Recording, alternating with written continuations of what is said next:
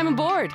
This is the Miles to Go podcast. And now here's your host, Ed Pizza.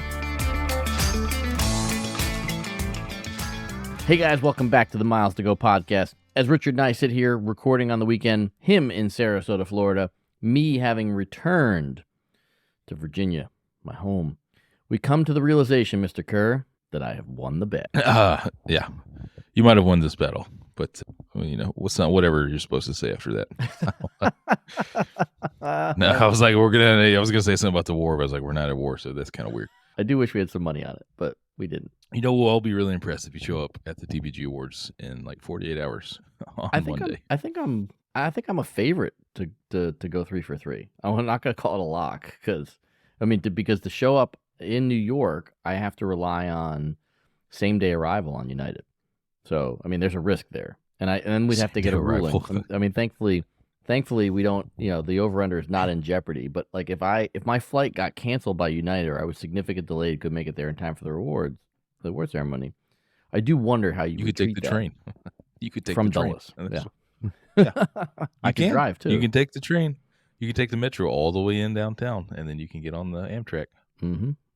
Yeah, but I might not make it there in time for the rewards if I did that by the time I bail. We'll see. I was supposed to land like mid-afternoon, so I do have a little bit of cushion, but not a lot. Anyway. I'm just impressed I remember to pack this microphone amongst all my stuff on this journey that I'm currently on. I put it on my list. If it hadn't been on the list, it wasn't going to come.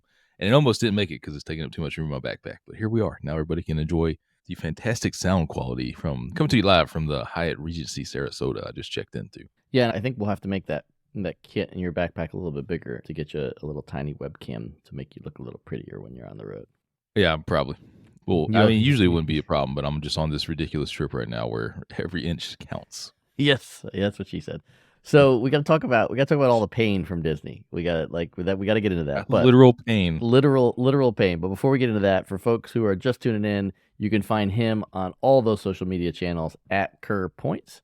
You can find me at Pizza in Motion in all of those same places. You can text us or leave us a voicemail at 571-293-6659.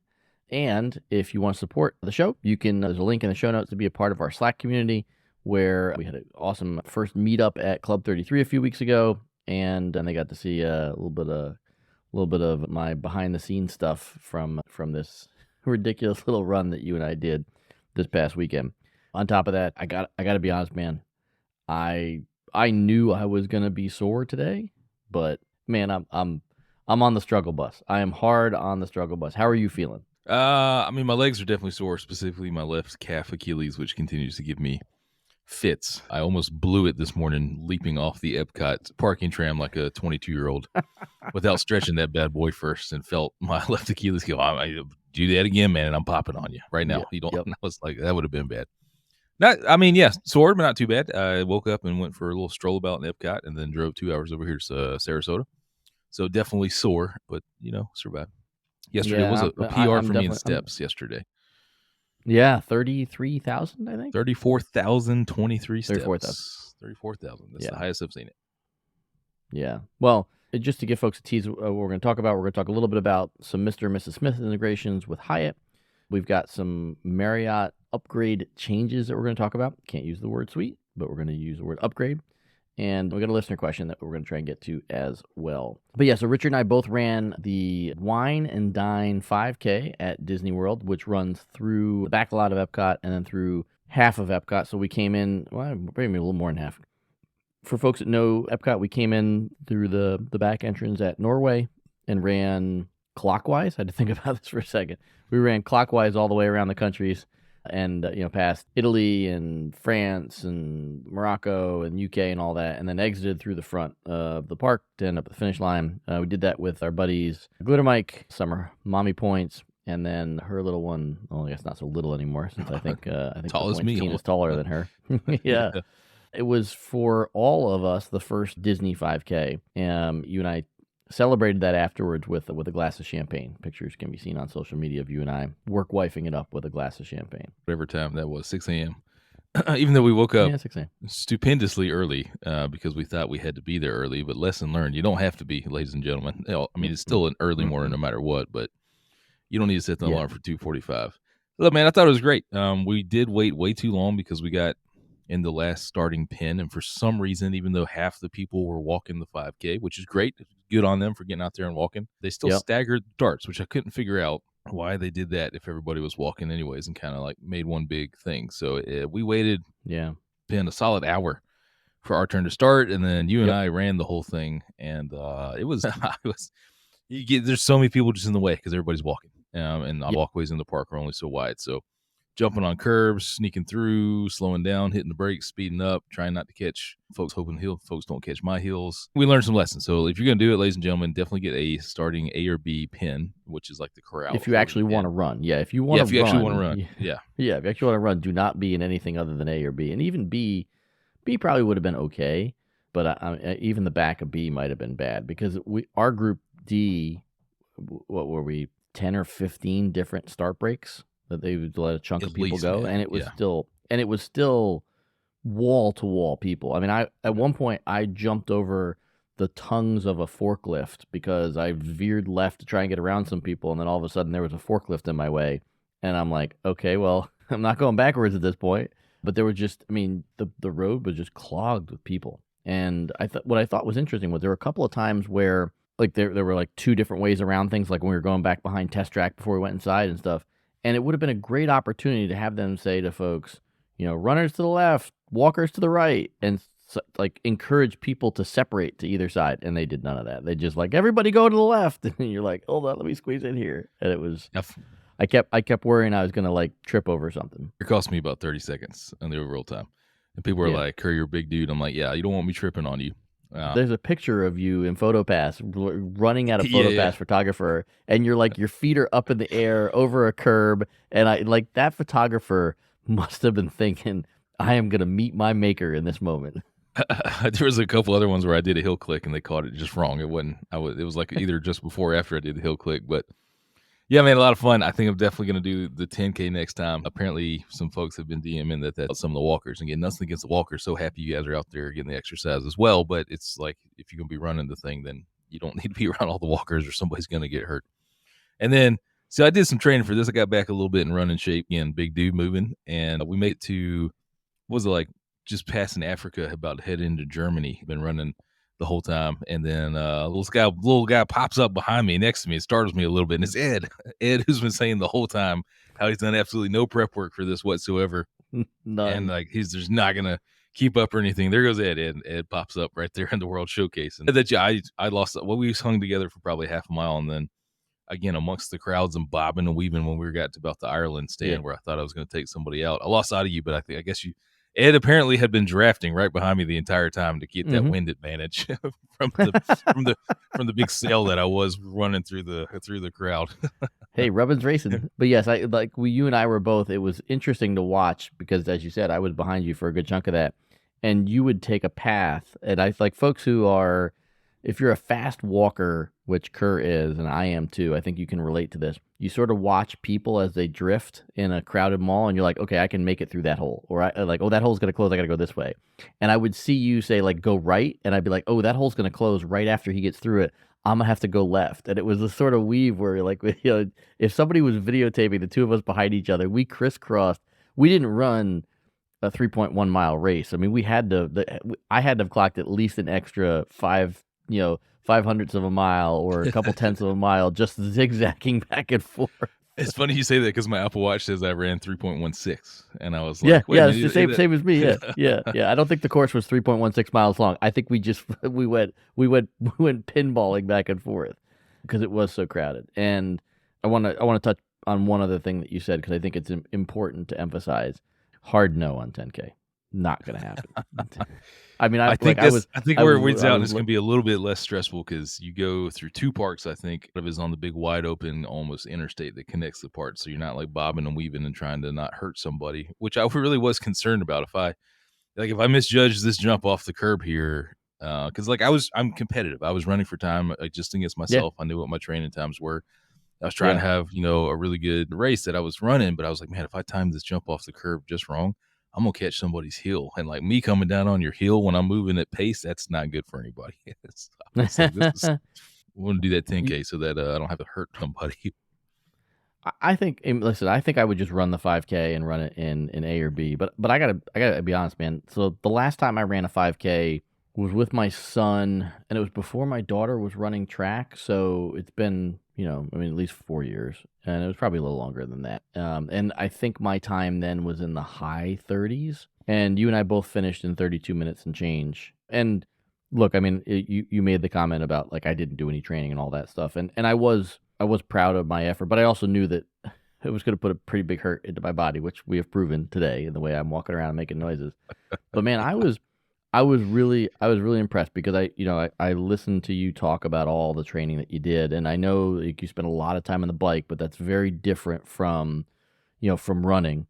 And in what was a really challenging course, and shouldn't have been because of all the dodging we were doing, you kept pace. Because I looked at my miles, let's use a running term here, Mike, because I sent my daughter's coach my times. He's like, oh, you negative split, which I've come to learn means that your second and your third mile are faster than your first mile. And so we negative split that race, which, for what you've been doing training, man, you got to be super proud of that time. Like that's like you really, like you never slowed down. You crushed that race. Thanks, man. Yeah, I like to, people look at me and they give certain stereotypes like I was a big dude, but I've always, for whatever reason, I'm just a big dude, but I like to get out there and sweat the rest of them. So my wife was very proud of the time as well. So I appreciate those comments. And the only thing I think about now is, man, we really did spend so much time bobbing and weaving and like going crisscrossing the track that I wonder how much, if I could have broken 32, would been great. But my wife's like, this is great. So now she signed us up for a 10K from now. Ooh. I would bet I would bet like your mile paces were 10:21 if I remember from your thing. Something 10:30, something like that. somewhere in that range. 10:14 Yeah, is like what the watch says, but who knows? yeah, somewhere in that range. So like, do I think that collectively we cost ourselves 10 seconds a mile? Absolutely. I mean, for starters, like remember when we came in? Well, I don't know about you because at this point I think so for clarity, where I popped up was we came in through Norway. And then Duffy, who some folks will know is a Disney character from Asia, Duffy was outside of the Americas. And so I stopped to take a selfie with Duffy because I wasn't going to stand in line. For anybody who's running these races to see the characters, just know that unless you're in the A group, the line to see the character will be hundreds of people long. And so you'll wait in line a long time. So I just turned around and was like, hey, quick selfie with Duffy and some other random human. I'm out of here. And you passed me as I was taking the selfie to Duffy because I'm turning around, like looking backwards, and I'm like, oh, there's Kerr. When I came through the back alleyway to get into Norway, it got narrow and dark there, and everybody just stopped. And so, I mean, I easily lost 4 or 5 seconds right there. So to your point, I think you could easily knock 10 seconds a mile off if you just didn't have to bob and weave. Like I expected at the start of a race. I remember my wife saying when she ran New York City Marathon and Marine Corps, she said like they trudged across the Verrazano Narrows because there were just so many people. But once she got across the Verrazano Narrows, it was just opened up. It was, 4-lane streets and all that stuff, and everything was fine. After that, it was just tough until people spread out. And for us, it was that way the whole 5K.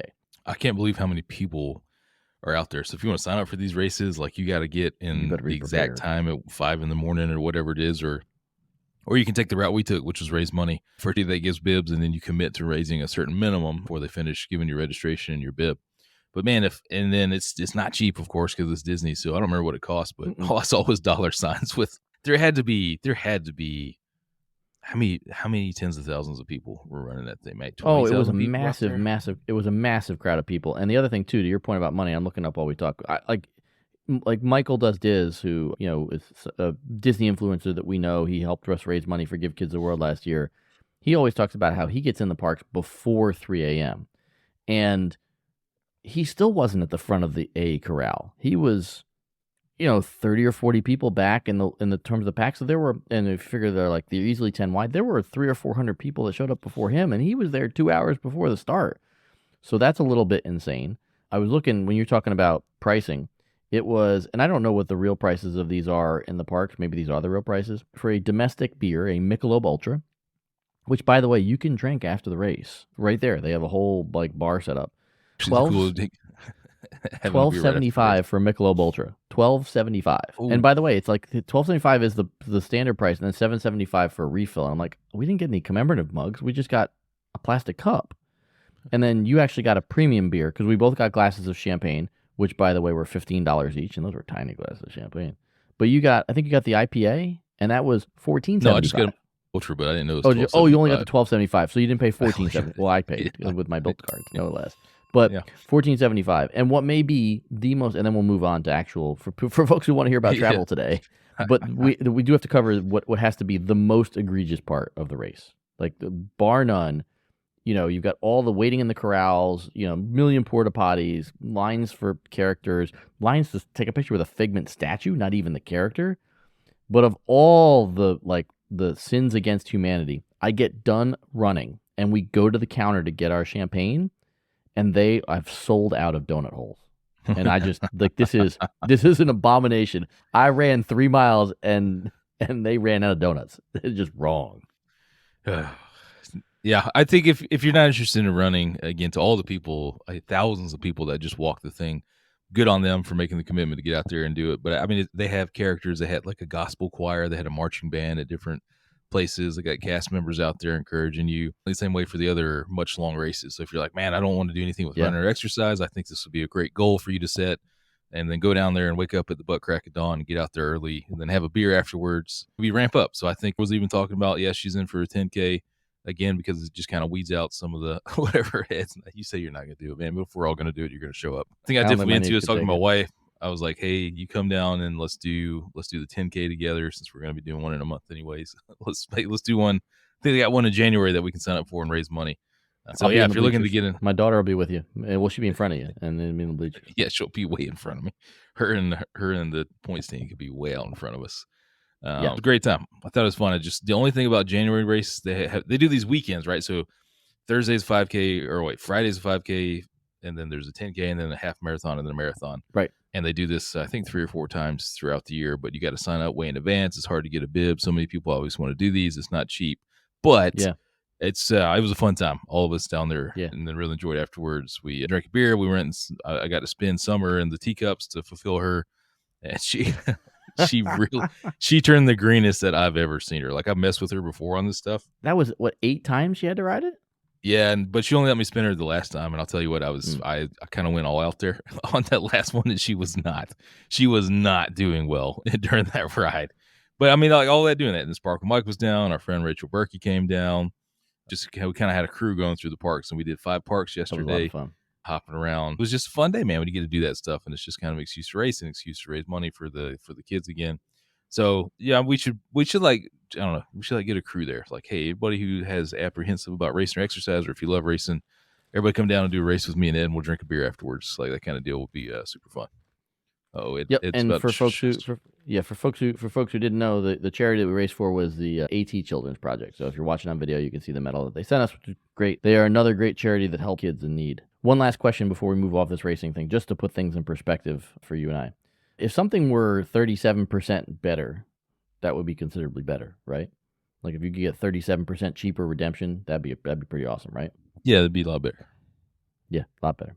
My daughter typically runs 37% faster than you and I ran on Friday. Oh, she runs a 20-minute 5K, and I just I had to I understood. I always understood. Don't get me wrong, but now having run what I believe to be the peak that I could ever possibly run, that's like this 32 and change 5K, and my daughter is like, "Yeah, your heart rate kind of sucked for that, Dad." And then I'm like, "Wait a second, her time is 20 minutes." Yeah, it was very humbling. It was very humbling. There are people listening now who are like, 32-minute 5K, that sucks. Look, all right, I'm 6'1", 270. You run in your 21-minute whatever, you're probably weigh $125, all right? So come and talk to me when you're my size and you get out there. And then you can draft behind me as well. I'm getting knock everybody out of the way. I did draft behind you. All right, so we got a quick listener question, and then we got to do Hyatt and Marriott. So Robert from Houston, longtime listener, loves the podcast. Thanks so much for making time for it every week despite your busy schedules. He wants to travel to Europe. He's been surprised by the higher than expected surcharge rates on tickets. Yes, Robert, it's ugly.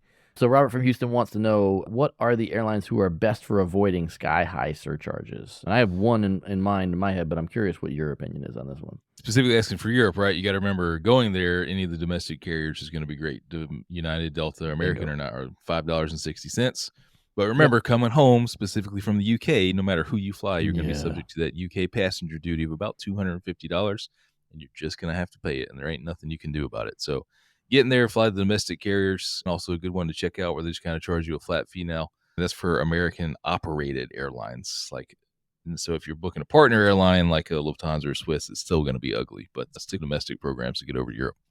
Well, yeah, and this is where I would say like Aeroplan was the one I was thinking of, but essentially this is where I think Star Alliance is who does this best, because not even necessarily because of what they charge for surcharges, but because typically speaking, the Star Alliance is going to eliminate Heathrow as your connecting point. Not that you can't do it, but it's always desirable.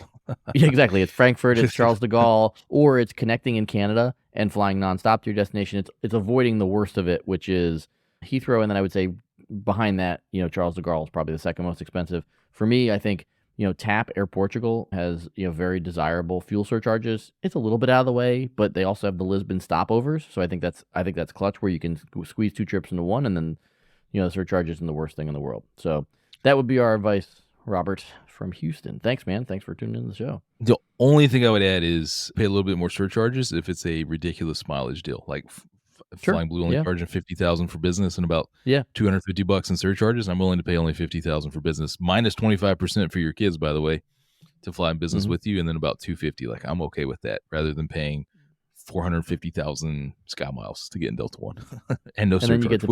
Then you get to spend like 6 hours on the phone trying to get seating assignments on Air France in business class, but you'll have to rewind to hear Richard's stories on that. But yeah, but to your point, we always think about miles and points not as, a certificate, but as a currency. And so to your point, for less miles but a little bit more money, the two should be fungible, come together. So let's talk a little bit about Marriott and what are now called Nightly Upgrade Awards. Just at a high level, what you should know is that there are more rooms that will be available for Nightly Upgrade Awards. I think that's just because they're going to include things that are not suites, but are potentially more desirable rooms. So the examples they gave in the press release were like oceanfront rooms or, slightly bigger rooms, which again are better, don't get me wrong, but degrees of better, hard to say. And do you want to use your Nightly Upgrade Awards for that? At least Marriott has a decent feature that allows you to pick, in most cases, which room types you want to upgrade to. They're adding brands. Ritz-Carlton now comes in, which I think is probably the biggest change. A couple of brands that I don't think really have much in the way of upgrades, like Aloft and Element. Unfortunately, Nightly Upgrade Awards will clear 3 days in advance, as opposed to up to 5 days in advance. So again, you're getting even closer to like you got to wait even longer to see if you're gonna get the upgrade. And as you get to 3 days, I mean, you may not even be able to cancel at that point without some sort of penalty if you were relying on the suite. And then there, as part of the announcement, sort of like burying the lead, was that it would be there would be some more discretion that hotels could have on what rooms that they would make available during peak times. So that'll have to remain to be seen how much of an effect that's gonna be. So proof's gonna be in the pudding here. We'll see, especially with the addition of Ritz-Carlton, what rooms are made available. If it goes from like 1 King Standard to 1 King Deluxe, that's just not going to move the needle for me. If they make like club rooms available, then holy cow, like I'm all in on Ritz-Carlton. Yeah, sure. Deals. That would be awesome. So we'll kind of see. My expectations here are something like, from standard to a deluxe room, which will all mean probably a little bit better view or something like that. These are great. I haven't put too much weight in them because as a traveling family, I got to plan in advance. I've never left like the lottery up to, hey, are we going to enjoy this hotel because we have more space because I know this upgrade is going to clear or not. I just throw it on a reservation. If it'll be nice and whatever I have booked is fine as well. So it's just kind of like a little bit of icing on the cake. Like you should make sure that the cake's going to be good and bake it correct. And if you get icing on top with one of these clearing, then even better. But it's not going to fundamentally change whether you like that cake or not. You like that analogy? Does that work? I do, and I like cake. I mean, so Yeah. Yeah, I mean, the tough part about these for me is you'll obviously only get a limited night of these, limited amount of these, and they are to some degree based on what your status level is. And to your point, I mean, most folks aren't going to want to redeem them for an upgrade to a slightly better room because you want to save them for the most valuable reservation. And I think in the example of Hyatt, which I think is the easiest comparison here, first off, I mean, you're redeeming a certificate for your entire stay, where these are the Marriott stays are Marriott. You need 1 certificate for every night. You obviously get more of them, but the other side of this too is that you're choosing ahead of time with Hyatt what room type you want, and Here with Marriott, you're giving them a list. So like I'll use Swan Reserve as the best example. I get this exhaustive list when I book at Swan Reserve of like 25 different room types. It's fireworks view, it's fireworks view king, it's fireworks view king with a soft seating chair. It's fireworks view king with like and I'm like nope. And so you have to go through and like research room types to decide if that's the sort of upgrade you want, because there's so many different types of rooms that aren't a true suite that you wouldn't want to burn upgrades for. I mean, maybe somebody wants to burn for a fireworks view, but that's not me. So, I have 5 Suite Night Upgrade awards in my account. I've obviously used none of them, but I mean, I'd want to make sure those 5 go somewhere valuable. But you can't, because you just have to play the lottery. That's the thing. Mhm. You can't make sure. And then I also wonder on properties like the Swan Reserve if we'll see the suites go away and just the more premium rooms stay. Like that's, again, like we're just going to have to see what happens. And remind me what date, I can pull up the article here. When does this kick off? I think it's next year. Yeah, starting in early Yeah, it wasn't even an official announcement. It was just something that leaked, so we don't have exact dates yet, I don't think. It all is early 2024. Yeah, best case scenario, we got like club rooms and awesome rooms at Ritz-Carlton's Editions, as well as everything else, plus more rooms. Worst case, we start to see some of the best suites and stuff come off, and then the 3-day window makes it even harder for these things to clear. So, yeah, man, we'll see. But fingers crossed that this is a good thing in the long run. All right, last up on our list is something that I think is definitely a positive. I'll be curious to hear your opinion on it. We're still waiting to see the full effect of the integration of the Mr. and Mrs. Smith properties into Hyatt. These are unique hotels that are arguably, in some cases, going to be priced very extravagantly. And so sometimes they're not always going to fit into award charts. We talked about that in the show a handful of weeks ago about, Richard, you were saying, this could be chart number 17 for Hyatt. But what's being announced here is there are some discounted room rates associated with this offer. We haven't had much luck finding the discounted room rates, but the big thing here, I think, is that there's a good opportunity here for buying Mr. and Miss Smith gift cards and getting Elite Night credit for the purchase of those gift cards. And since this saddles both 2023 and 2024, you could use it to top off status in 2023, or you could buy gift cards at the beginning of 2024 and use it to get a head start on status in 2024. You would obviously need to stay at a Mr. and Mrs. Smith's hotel. I did wonder too, like maybe there's some sort of a catch in here and you could use these at a Hyatt, sort of like back when Marriott had, God, what's the brand? The Gaylord. Like they had Gaylord gift cards that they sold at Costco, but you could also redeem them at Marriott's. So unclear how widespread these gift cards will be able to be redeemed, but this could be a good shortcut to status for someone who's thinking about our Mr. Miss stay in the future. One Elite Night for every $300 you buy with no cap. Offer is valid through March 31st, 24. Also, they're advertising 40% off, up to 40% off some roommates for stays through December 31st of 24, but you got to book by November 6th. So after this is already, that discounted room deal will be gone by the time this goes out. But I saw this email and I was interested because, again, these Mr. and Miss Smith properties, some of them are fantastic. I mean, we've got like the private resorts on Mosquito Island in the British Virgin Islands, which you and I have been to, and seeing, I just still don't understand. I was looking for breadcrumbs throughout all of this of how these are going to be folded into the World Hyatt program, and I can't figure it out. I don't see any additional breadcrumbs. I think if you're after Elite Nights and you're willing to prepay some vacations, go ahead and knock yourself out. Is it the best deal in the world? No. Is it a bad deal if you're going to use these? Then no. Again, really fantastic hotels. You got to be willing to spend a lot of money to stay at those hotels. I was hoping for some more breadcrumbs here to figure out how this is going to be folded in the World Hyatt. Not sure how this is going to happen yet. So it's just another little tease because these are, by all accounts, fantastic properties. They are. The one thing I will say is that I did, like when I went through and looked at hotels, I did find some properties in Europe, and then I think I found some in like Thailand and places like that where the room rates were fairly cheap. Call it, I saw some that were under $100 a night or under $200 a night. And so, if you had one of those, like there was, God, I can't remember the name of the chain in Frankfurt or Munich or something where there was like a small chain of hotels that were part of Mr. and Mrs. Smith. Anyway, like if you had a 4 or 5 night stay at one of those places and it was, a couple $100 a night, you were going to spend $1,000 or 15 or 100, 200, 2,000 somewhere in there, being able to pick up half a dozen elite qualifying nights, I mean, like I'll call that a win because you're certainly not going to get that sort of value towards elite status from just a regular hotel stay. So that's my 2 cents. Whereas all the properties I'm looking at here for like a nice Thanksgiving weekend away, they're only about $2,000 a night. Is that where you're I'm like, hey, can I come? You can pick up Globalist on your way to an incredibly expensive Thanksgiving, but otherwise Just have to lower my expectations a little bit.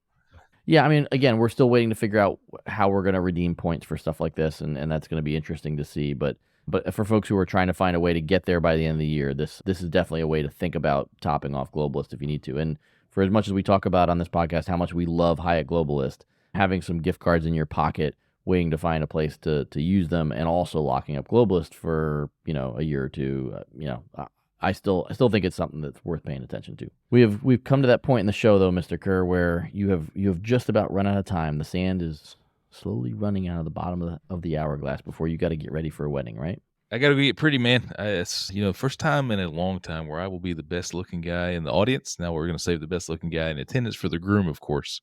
So I'm excited tonight. Is this like 3 people there? 4? Yeah, I got a little. I'm the same. I'm going to wear the same outfit twice. Faux pas. I'm going to wear the same outfit twice because I have to wear it at the TPG Awards again in a couple of days. As long as you change your underwear, I'm going to be okay. It's all right. Yeah, we'll be okay for that. Yeah, I got to get fancy down here in Sarasota for one of our Built Thing team members getting married. I've always actually wanted to stay at this Hyatt Regency Sarasota. It's just kind of weird that there's a Hyatt Regency out there in Florida that's not out there. So far, not so good. But again, I just checked in. So we'll see how the rest of the stay goes, and we'll talk about it next week. All right, we got to bring up this one article because I forgot that I read this in detail when I awoke from my painful slumber after the race last night. Here comes the curveball. Hey, Kerrve, curveball. FedEx is telling their pilots to quit and go work for PSA, the regional subsidiary of American Airlines. Did you read this? I don't. Did you saw the headline? I mean, there's so much weird stuff going on with pilots right now. Like the pilots getting sued for leaving the unsafe airline, FedEx telling their employees to leave. I don't understand. One pilot threatening to shoot the other guy who is in fact deployed in active duty Air Force orders right now, which is why his hearing was just delayed. The Delta pilot, the Delta pilot that pulled the gun on his pilot. Like, what in the world, pilots, is going on? But I saw this memo that the FedEx flight operations sent out and said, hey, look, you guys go work for PSA. They're going to give you a $250,000 sign-on bonus. For the foreseeable future, you will not work any more than minimum hours here at FedEx, and we're encouraging you to take this offer, which is to essentially quit and go over to PSA, and then eventually you get hired on by American Airlines. I don't think the life of a regional CRJ 700 or 900 pilot is probably that fantastic compared to flying the wide-body FedEx flights and routes. But I don't know, man. It seems like there's a pilot shortage everywhere, and all of a sudden we're telling pilots to quit. Like, that's super weird. I guess cargo demand really is going down that much. The business demand for movement of packages is down. Like, it just is what it is. Yeah, and that should tell you, like, the same thing with us talking about hotel rates going down and all that stuff. So the little thing that was thrown in there, but I was like, wow, they're actually telling their employees to quit and go work for somebody else because we don't have any work to give you. I don't know what that means, but it kind of like, let's put that in the back of the brain to think about over the next few weeks as we continue to see more things like this come up. But I just thought that was so strange. Yeah, it's funny because I was proud of myself coming back through Orlando. A pilot for an airline I will not name cut through the entire pre-check line, even though there was an open way for them to walk right up to the pre-check counter. Made us all move so he could get his bag through the line. And I'm sort of looking like, and then he makes a big stink in the security line about how. And this is, by the way, this is like a day or two after the whole story about the pilot pulling the gun on his co-pilot. And this guy makes this huge stink in security about, pilots should be trusted and like we should just be able to get on the plane no matter what. And literally the guy beside me goes, do you think he's heard the story about the pilot that pulled the gun on the other one? And we're like, yeah, bad timing, man. Like the other one that pulled the other one that tried to shut the engines off. Right. Yeah, let's just trust pilots. Let's trust pilots blindly. We should do that. We should trust them blindly. Look, don't get me wrong. I get the point about that pilots are trusted with a lot, but I mean, it doesn't really hurt to have basic checks in place for all of us. Like, if everybody was just going to do what they said they were going to do, we wouldn't need police officers. Yeah, man. Did his bag have a tag that said contract first, unspoken airline second? Yes, and my favorite airlines flight attendants now have a new big red lanyard that has a really sarcastic message on it about their contract. I was kind of stunned. I got to get a picture of it. So, and the other thing too is they all have those little tags, remove before flight, and then I know you got to go. You get the remove before flight tags, the red tags that like people have on their bags. Yeah. So the new one that my favorite airlines flight attendants are carrying around on their bags says "Pay for boarding." I get that this is quote unquote free speech, but it's like from a customer perspective. Yeah, it's so like tacky. Two tags, a lanyard. Like, come on. Like, I thought this was one. I thought you could have one expression, and so now you've got 2 tags, a lanyard, a pin, and I'm like this is like the NASCAR event of complaining about your contract. I get that you don't like your contract. Can we just have like some semblance of professionalism in how you're going to complain about it?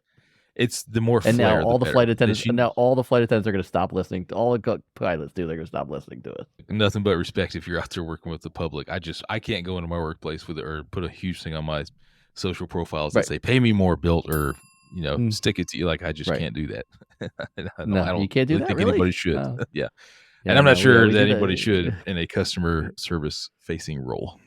Yeah, you want to do it behind the scenes, like yeah, great. I'm all for you. You want to do it at the picket lines? Awesome. You want to do it on the airplane? I just don't love it. Have we gotten the story back yet for why those flight attendants buckled the straps so that nobody could get in the back galley? No, that was so great. That was on that American flight the other day. I have to see if we got the story. If you haven't seen it, ladies and gentlemen, go look at the picture of the flight attendants. That now is reported that by a passenger that they buckled their jump seat so that nobody could get in the back, and they just sat back there talking. Now, I hope that something was like broken in the galley and potentially dangerous to passengers, and that's why they did it. But since that story has not come out from AA Corpcom, I'm assuming that's not the reason that they did that. Hey, but shout out to my Spirit flight attendant who slept the entire flight in his jump seat from Atlanta to Orlando a few days ago. Dude was tired. He was passed out the entire time. Which, hey, more on you, man. For $21, what do you expect? For $21, what do you expect, man? But I mean, those guys got to wake up super early. But I was like, well, I don't guess nothing's going to happen because he's passed out asleep. But he God bless him, he slept the entire time in that jump seat, passed out, like sloppy drooling with his head all the way down. I was like, hey, wake up, buddy. You couldn't get your buzz ball. I did not want any buzz balls because now they charge like $11, and nobody wants to pay the $11 for that. I'm like $5 to $6 range. It's still less than a beer after a Run Disney event. Just saying. Yeah. That margin on that Michelob Ultra is solid. That's good. Disney loves their margins. All right, I got to go get ready for this wedding. You do it. Go get ready. Go get pretty. Be the third prettiest person at the wedding. Oh, number 2. No, you're not better than the bride or the groom, man. Today you can only be 3. Until we upload again and Mr. Kerr is the third most beautiful human. We got miles to go.